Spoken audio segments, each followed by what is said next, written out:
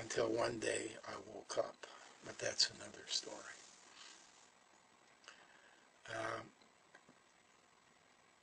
Men could make use,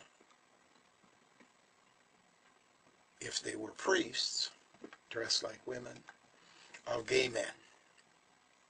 A good place to hide behind.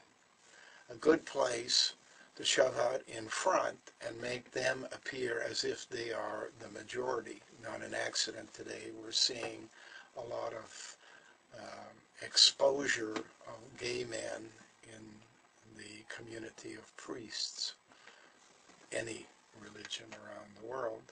They're the ones who are singled out and pushed out in the public as the guilty parties.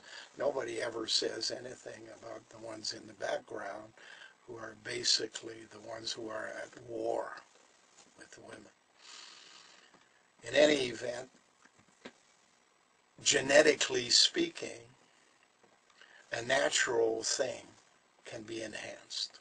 By breaking down the genome, one is able to find out what instructions were included in the zygote or the egg that made this gay person gay, and replicate that artificially in assembling another egg. Think about cloning as a bartender who sits in front of 144,000 bottles, each one having a specific instruction, and they begin to make a cocktail. Well, they have to get an egg from an existing woman, open it up, throw out her material, and then go through assembling 25,000 bits and pieces of information and closing it back out, and then they need a surrogate mother in which to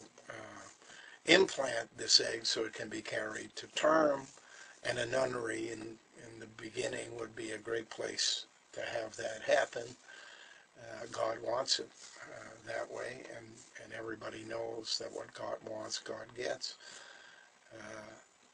And bring into the world a number exceeding normal in the community of gay people. Normal, say, being 5%. You can now travel to places in Austria or Australia, for example, where you get 10 or 15% of the people who are gay. It's just a genetic thing. It's the cocktail, and they didn't choose to be that way any more than I chose to be who I am. They were just assembled and inserted and carried to term. That gave the priests an advantage. It allowed a certain number of people, and not all of them, but a certain number, 5% of the 5%, to act on their behalf and penetrate into societies of women, especially in a place like a harem, for example, or a clan mothers meeting, and gather information that might not be available to the enemies, known enemies of women.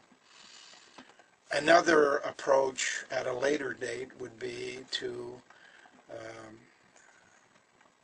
take the formula that would normally be a gay man and remove the Y chromosome, so that what you end up with a lesbian, what you end up with is a lesbian, and a lesbian has an advantage over a gay man when it comes to penetrating female society. The reason, of course, being the priest, the monk, the rabbi, the reverend, the people in charge of their organizations are at war. They're at war with women. They want the power which resides in Clan Mother to reside in them, because they want to rule. Power is the Aphrodite